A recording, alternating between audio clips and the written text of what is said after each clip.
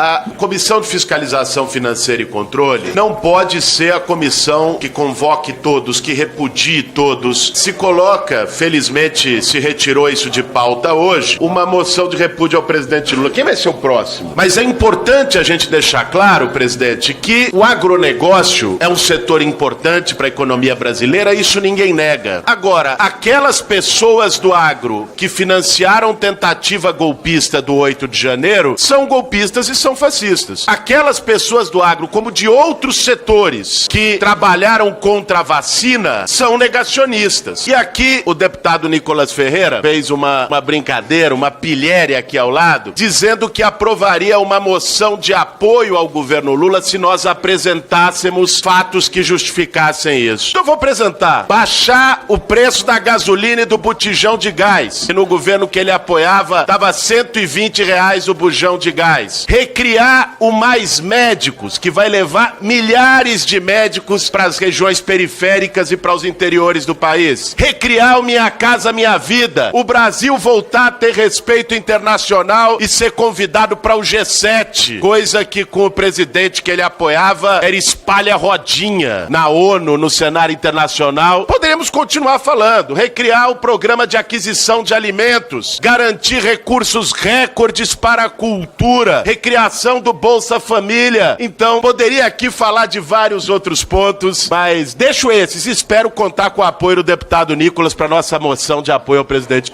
Então eu vou passar a palavra ao deputado Nicolas pelo bem do diálogo aqui na comissão.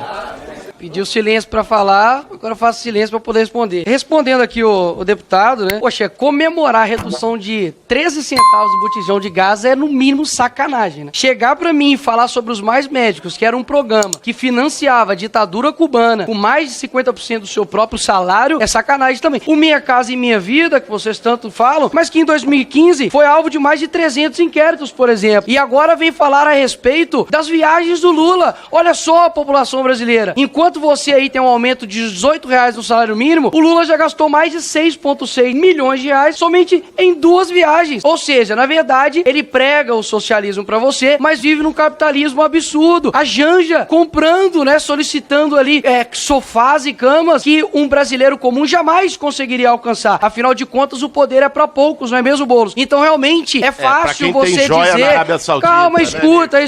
Vamos manter a prática. É joia, e é tudo legal. É joia e é tudo legal. E daí ele vem me falar a respeito das viagens, deputado. Não, mas é normal, não consegue ouvir verdade. E é engraçado quando chega pra poder falar a respeito das viagens do governo Lula, como se isso fosse algo benéfico para o Brasil. Ele disse que iria resolver a guerra com uma cervejinha e tomando lá uma cachaça lá com o presidente. O que ele fez? Ficou lá na reunião até desnorteado porque tava fugindo ali do Zelensky, ou seja, não tem uma posição de estadista, pelo contrário. A gente viu isso nos anos aí anteriores, de tanto um acordo com Putin quanto também com Zelensky, de um presidente que só te falou o nome, vocês têm medo. Não vai gritar se eu falar Bolsonaro aqui, só vai rir. Então, assim, é impressionante realmente, é uma pessoa que parabéns, inclusive, pelo primeiro trabalho aí, Boulos, nessa Câmara aí, fico feliz de você pela primeira vez estar trabalhando aqui na casa. Não sei, né, se a sua carteira de trabalho é tão limpa, né, quanto a sua cara, mas eu espero realmente que as verdades cheguem até a população brasileira e se vocês de fato conseguirem levantar algo bom desse governo, pode ter certeza que eu vou votar a favor, porque eu sou a favor do Brasil e não somente do meu próprio umbigo. Obrigadão, Boulos. Eu não fico surpreso do Nicolas não assinar a moção de apoio, contrariando mais uma vez a palavra dele. E tampouco fico surpreso dele trazer fake news, porque é o procedimento habitual dele. Fake news sobre Mais Médicos, sobre Minha Casa Minha Vida. É alguém que não tem qualificação política pra debater, fica inventando coisa pra fazer lacração na internet. Agora, o que me surpreende é a cara de pau de vir falar das viagens do presidente Lula. Bolsonaro foi o presidente que menos trabalhou, ficava viajando jet ski, motociata, pegando joia na Arábia Saudita. Como é que ele vem falar de viagem? Um bolsonarista tem a cara lavada de vir aqui pra falar das viagens do presidente Lula. Essa eu não esperava, mesmo do Nicolas. Que do Nicolas se pode esperar, como dizia o Barão de Tararé, de onde menos se espera é daí que não sai nada mesmo. Sai votos. Agora, é impressionante. Olha, eu vou pedir a Vossa Excelência que não cite o nome de nenhum deputado, para que a gente possa encerrar esse diálogo que está, de alguma forma, contribuindo para o bom humor da comissão. Deputada Bia, presidente, é requerimento para participar do ringue. Deputada Bia, é engraçado que o deputado aqui, não vou dizer o nome, disse a respeito das viagens aqui do governo Bolsonaro, mas na verdade, dá só uma olhadinha aqui nos dados, né? Nos primeiros 5 meses de mandato, o presidente Lula já passou mais dias em viagem internacional do que o ex-presidente Jair Bolsonaro, Michel Temer e FHC. E eu não preciso falar muito aqui de viagem, porque o anterior aqui sabe muito bem. É o que luta por... É o famoso que não tem casa, mas que tem jatinho. Esse é o cara que tá falando sobre mim, sobre viajar e sobre o presidente Bolsonaro, né? Realmente, fake news não tem limite, absurda. bicho. Não tem problema você ter jatinho, Boulos. O cara faz fake é só ser news coerente. na cara de É só pau, ser coerente. Brigadão aí. E no mais, na próxima tenta me vencer nos votos aí. É impressionante a cara agora, de pau. Vou passar a palavra ao deputado Kim Kataguiri desse jeito, para que possa contribuir aqui. Toma vergonha na cara, eu tenho. Deputado, por gentileza, deputados. Prova agora. Deputados, por gentileza. Se eu não tiver jatinho. Deputados, por gentileza. Vamos, deputados, por gentileza. Você pega jatinho, Boulos? Você pega jatinho, Deputado, Boulos? por favor. Calma, você tá nervoso, senhor. Você tá nervoso por quê? Só porque você pega jatinho pra defender pessoal sem teto? Por gentileza, a palavra está com o deputado. Você tá sendo deselegante aqui, ó, a comissão tá querendo andar. Você tá perdendo a calma aí, deputado. Calma, por gentileza, vamos manter aqui a tranquilidade. E eu vou passar a palavra ao deputado Kim Kataguiri para contribuir aqui com a comissão. Por favor, deputado. Obrigado, presidente. Senhora presidente Bia Kicis, olha, numa briga entre bolsonaristas e petistas, eu fico muito tentado a torcer pela briga. Um deputado que me antecedeu comparou o Lula ao Papa, né? Assim, o negócio assim é meio assustador, o ponto em que chega a idolatria em relação a determinadas personalidades ou a submissão em troca de um acordo ou de um apoio político para depois disputar uma prefeitura, né? E teve um debate aqui, eu pessoalmente eu acho inócuo uma moção de repúdio contra o presidente, mas o deputado argumentou, né, de que esta comissão não pode ter poderes irrestritos, não pode ser a convocação de todo mundo. Primeiro que pode convocar todo mundo, sim. É exatamente isso que está no regimento, é exatamente isso que essa comissão exerceu, inclusive na legislatura passada contra o governo Bolsonaro, que se aplica a mesma coisa contra o governo Lula. Se esta comissão podia convocar todos os ministros da época do governo Bolsonaro, pode convocar todos os ministros da época do governo Lula, né? E mais do que isso, se esta comissão ela pode pedir documento sigiloso, pode devassar gasto público, como que ela não poderia aprovar a moção de repúdio? Quem pode mais, pode menos. Raciocínio jurídico básico, elementar, né? Para além disso, em relação, antes de eu entrar nos meus requerimentos, né?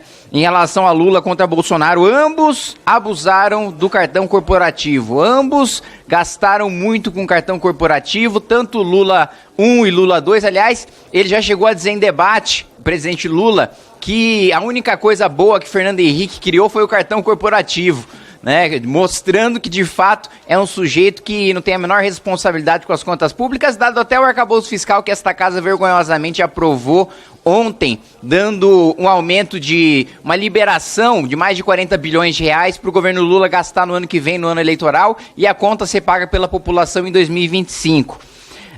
Também essa pretensão, né, de que o presidente Lula poderia resolver o conflito Rússia e Ucrânia. Eu me lembro no passado, o presidente já tinha se colocado à disposição para tentar resolver o conflito Israel-Palestina. Eu acho que ele pensa que conflitos entre nações, históricos, religiosos, é como se fosse uma negociação coletiva de sindicato, né? Ele chega, ajusta o salário aqui, uma férias aqui, senta com o sujeito senta com o Putin, senta com o Zelensky, determina ali qual que vai ser o piso salarial, que dia que vai ter trabalho, que dia que não vai ter trabalho, e resolve o conflito. E não é assim que funciona, né? Apesar dessa ser a experiência de vida do presidente Lula, que negociava com a ditadura militar para vender os seus colegas sindicalistas, né, em troca de benefícios pessoais, né? Quem não se lembra daquela foto do livro do Romeu Tuma mostrando o presidente Lula fumando um cigarrinho, sendo de maneira muito cortês e amigável conduzido por um sujeito do DOPS, enquanto seus colegas sindicalistas eram presos, porque o presidente Lula desde muito tempo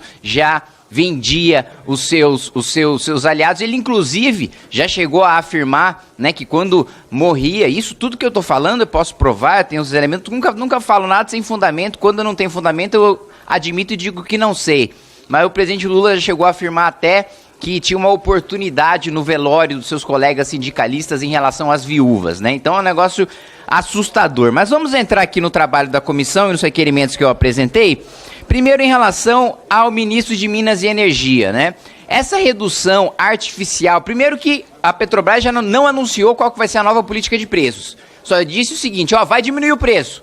Mas e aí, qual que é a política? Porque a gente precisa ter estabilidade. E o segundo ponto é o seguinte, quem é que vai pagar? Nós só somos responsáveis por 70% do refino, dos derivados de petróleo, da produção de derivados de petróleo. A gente importa 30% em dólar, em valor de mercado. Quem vai pagar esses 30%? A Dilma fez a mesma coisa e quebrou a Petrobras e deixou o maior rombo de uma empresa de economia mista no mundo inteiro. Foi deixado pelo governo Dilma nessa política populista de baixar preço artificialmente. E a conta veio depois. A pior crise da história do país foi durante o governo Dilma. Ela teve a capacidade de criar uma crise pior do que a crise que nós tivemos durante a pandemia. São os dados concretos que nós temos de inflação, de juros, de desemprego, de miséria. Aumentou a miséria durante o segundo mandato do governo Dilma, aumentou a desigualdade social durante o segundo mandato do governo Dilma, aumentou o desemprego, aumentou a inflação, aumentou a taxa de juros. Aliás, estava maior a taxa de juros no segundo mandato do governo Dilma do que agora. E os petistas batendo no Banco Central como se fosse o banqueiro central, né? Os juros fosse fruto da vontade dele. Então, tem um requerimento de convocação para que o ministro de Minas e Energia venha aqui esclarecer, né, quem é que vai pagar essa conta dos 30% que nós importamos. Né, para onde é, quem é que vai pagar? Se vai ser o pagador de imposto, o mais pobre, que mais uma vez vai ser penalizado por uma política pública populista do governo. Outro requerimento de convocação que eu apresentei é em relação ao ministro da Defesa. Porque o ministro da Defesa foi absolutamente conivente em relação a pedidos golpistas em frente a quartéis. Inclusive, ele afirmou que não desmobilizou esses acampamentos em frente aos quartéis, porque era uma manifestação legítima e democrática, palavras do ministro da Defesa, porque tinha parente dele nesses acampamentos, ou seja, é um sujeito que está falando, olha, eu sou ministro, mas eu não vou cumprir meu dever da lei, eu não vou aplicar a lei porque tem parente meu no acampamento, porque é uma manifestação democrática legítima. Ora, se por omissão foi afastado do cargo o governador do Distrito Federal, há aqui uma omissão declarada e ainda dizendo que pedido de intervenção militar é manifestação legítima e democrática. A mesma régua que o Supremo Tribunal Federal, que o ministro Alexandre de Moraes aplicou com o governador Ibanez, ou mesmo com o ministro Anderson Torres, tem de ser aplicada também, né, seguindo a jurisprudência do Supremo Tribunal Federal e os precedentes do ministro Alexandre de Moraes, que são muito questionáveis, mas são precedentes, contra o ministro da Defesa. O ministro da Defesa ou precisa ser afastado ou precisa ser preso, porque ele está dizendo que as manifestações foram legítimas e democráticas e que ele não desmobilizou porque tinha parente dele lá.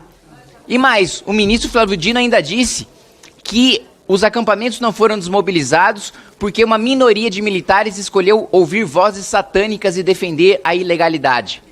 Então quer dizer que 2 ministros do governo se submeteram a uma minoria que defendia a ilegalidade? Isso é ilegal. Isso é crime comum, não é nem de responsabilidade, por parte dos 2 ministros. E com o próprio ministro assumindo aqui para mim, na comissão, dizendo que não desmobilizou os acampamentos porque uma minoria defendia a ilegalidade dentro das Forças Armadas. Outro requerimento que eu apresentei também, senhora presidente, é em relação ao cartão corporativo do presidente da República, aos gastos que foram feitos, para que a gente possa devassar, para que a gente possa fazer um escrutínio do que foi gasto, né, todo esse dinheiro no cartão do presidente da República, que tem gastado muito em viagens, né, tá no mundo inteiro. Eu já perdi a conta de quantos países ele já visitou sem trazer acordos concretos e benéficos para a economia, para a diplomacia brasileira.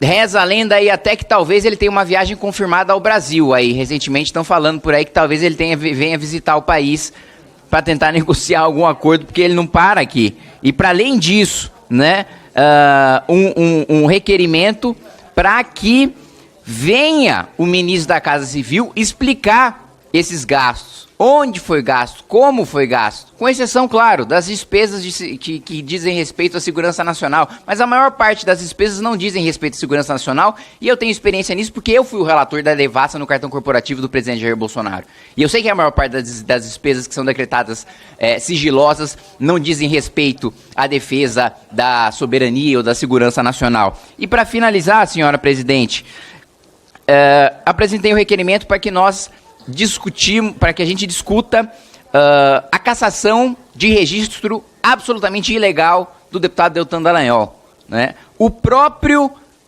representante do parquê do Ministério Público se manifestou contra a cassação do registro do deputado Deltan Dallagnol, né? O TRF também no mesmo sentido, a primeira instância no mesmo sentido, e todos os precedentes do Tribunal Superior Eleitoral e do Supremo Tribunal Federal são de que você não pode cassar um sujeito com base na lei da ficha limpa, com base em procedimento preliminar, porque a interpretação da lei da ficha limpa por restringir direito fundamental e a interpretação do direito administrativo sancionador, que inclui o processo administrativo disciplinar, tem de ser restritivo porque ambos têm natureza penal. E no direito penal nós seguimos o princípio da legalidade estrita. Se não está escrito na lei, não pode haver interpretação extensiva. E foi isso que o TSE fez pela primeira vez, para mim, caracterizando claramente uma perseguição política contra um parlamentar, e não interessa se é o Deltan ou se não é o Deltan. Isso é um atentado contra a soberania popular, isso é um atentado contra a democracia e contra todos nós parlamentares, porque se o TSE toma uma medida ilegal contra o parlamentar, hoje é o Deltan Dallagnol, amanhã pode ser qualquer um de nós, mesmo que a gente não tenha cometido nenhuma irregularidade. Obrigado, presidente.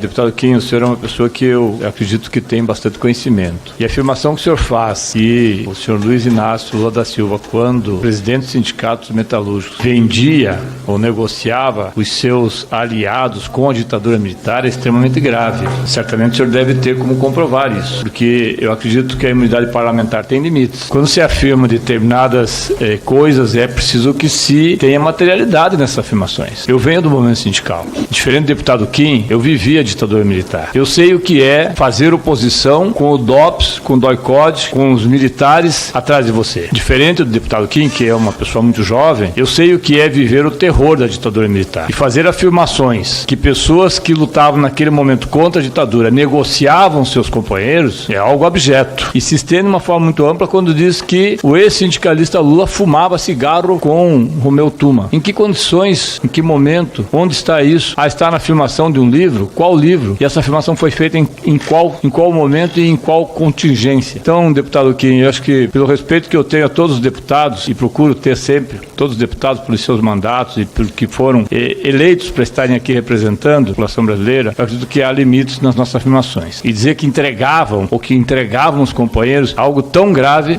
quanto apoiar a ditadura militar. Primeiro, dizer que isso é algo tão grave quanto apoiar a ditadura militar, primeiro, isso eu repudio e não aceito de maneira nenhuma, né? Me imputar apoio a qualquer tipo de golpe militar ou a qualquer tipo de regime autoritário. E segundo, não é afirmação de livro, é foto. Nós temos foto, de fato, do ex-presidente Lula sendo bem tratado e fumando dentro não com Romeu Tuma, mas dentro de uma viatura do DOPS, né? Então, nós temos depoimentos, inclusive de colegas, ex-colegas de sindicato do presidente Lula. Posso comprovar absolutamente tudo que afirmei, como fiz no governo passado. No governo passado eu fui processado. Fui processado na primeira, na segunda instância, no Supremo Tribunal Federal e ganhei em todas elas porque provei. Então, se o ministro da Justiça considerar que eu cometi crime contra a honra do presidente da República, é competência dele, ministro da Justiça, defender a honra do presidente da República, me representar criminalmente, e eu provo na justiça